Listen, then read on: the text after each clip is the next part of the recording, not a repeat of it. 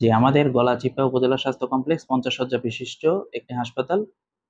এটি গলাচিপা উপজেলাবাসীর জন্য হলেও আমাদের পার্শ্ববর্তী একটি উপজেলা রাঙ্গাবালির মানুষেরও এই সেবা প্রদান করে থাকেন।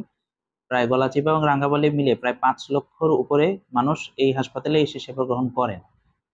যার কারণে এখানে সবসময় রোগীর একটি অধিক চাপ থাকেন। বেশিরভাগ সময়ে 50 বেডের হাসপাতালে 100 বা তার অধিক রোগী ভর্তি থাকেন। আমরা এখানে আমাদের যে জনবল, এখানে অনেক সংকট রয়েছে।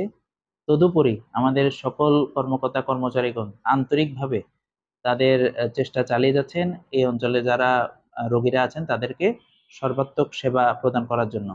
এবং আমি ব্যক্তিগত উদ্যোগে কয়েকজন আহ, কর্মী ব্যবহার করছি, যে ক্লিনার, সুইপার, যাদের সহযোগিতা নিয়ে হাসপাতালকে সার্বক্ষণিক পরিষ্কার পরিচ্ছন্ন রাখার উদ্যোগ গ্রহণ করেছি।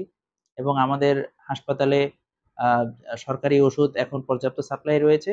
আমরা সেই ওষুধগুলো রোগীদেরকে দেই এবং রোগীদেরকে স্বল্প মূল্যে, সরকারি মূল্যে আমাদের যে পরীক্ষা নিরীক্ষা হয় সেই সুবিধাগুলো আমরা বজায় রাখতে পেরেছি।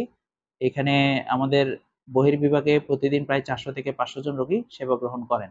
আমাদের জরুরি বিভাগ 24 ঘন্টা খোলা থাকে, এখানে একজন এমবিবিএস ডাক্তার 24 ঘন্টা উপস্থিত থাকেন।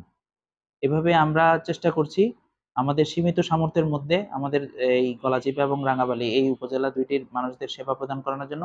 আমি এই এলাকার সর্বত্র জনগণের কাছে, এই এলাকার সকল জনগণের কাছে আমি অনুরোধ করব, আমাদেরকে পাশে থেকে সহযোগিতা করবেন।